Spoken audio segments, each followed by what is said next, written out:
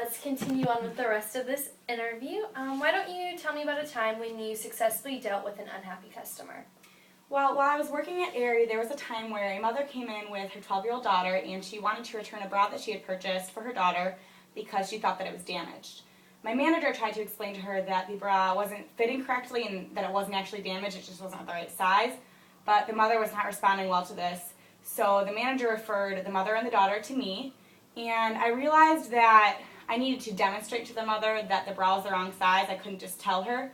So I offered to measure her daughter for size, and then I brought her daughter into the fitting room, measured her, and offered her 2 bras, one in the size she had purchased and one in the size I had measured her at. And I made sure they were both new bras so that she couldn't say that one was damaged and one wasn't. And she tried both of the bras on, and the mother realized after seeing this that she actually was wearing the wrong size, and that's why it wasn't fitting correctly.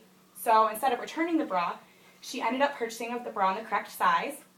While at the register, I had convinced the mother to sign up for our loyalty program and convinced her to buy a second bra then for her daughter. And about a week later, she came in with her older daughter requesting my help because she was pleased with the way I had helped her 12-year-old daughter. So she purchased 2 more bras that day, earning herself a free bra because of the rewards program. So I was able to take an unhappy customer and turn her into a loyal and returning customer. Great. Sounds like you definitely dealt with the situation successfully. Why don't you describe a situation where you felt you had not communicated well? How did you correct that situation? Another time while working at Aerie, there was a girl that had come in. She had just turned 18, and we had a store credit card program as well as a loyalty program. And as employees, we were encouraged to promote this credit card to all customers over the age of 18. So naturally, at the register, I had told her that she can get 20% off her purchase if she signed up for our store credit card.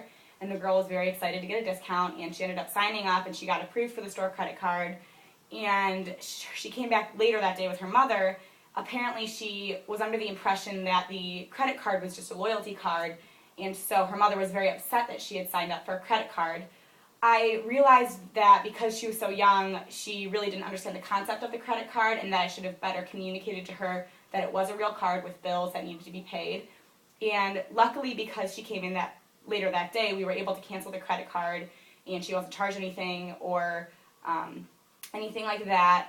But in the future, I realized that especially when dealing with younger customers who are recently 18 and may not be familiar with paying bills, I had to really explicitly explain that this is a credit card and not a loyalty card. And I never had any situations like that in the future.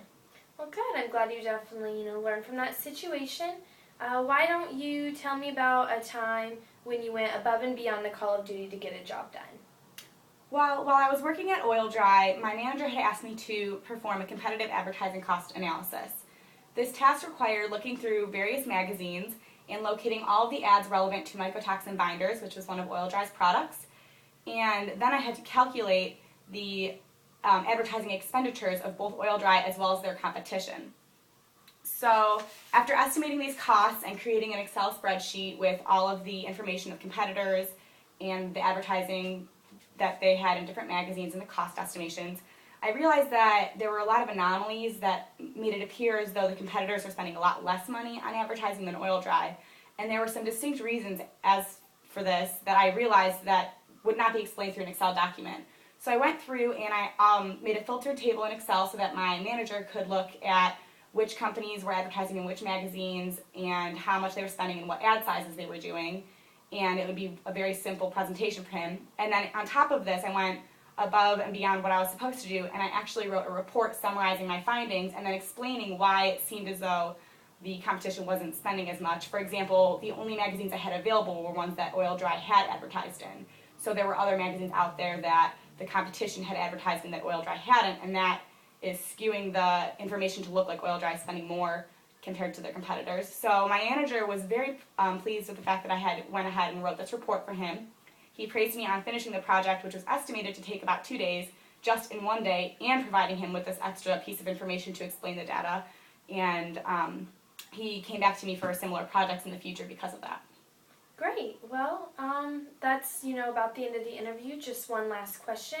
Why should we hire you? I'm confident that through my academic success and my previous work experience, I am prepared for the sales position. I have the necessary knowledge and skills to complete the job tasks, and I have previous experience with customers in which I've developed strong communication skills, orally and in written communication skills in my internship at Oil-Dri. I am familiar with the pet care industry, including some of your major competitors, and I have a passion for both sales and animals, so I would be a great fit for the Nestle Purina company. I share a lot of the same values as Nestle, and I really feel that I would excel within the environment of this sales internship.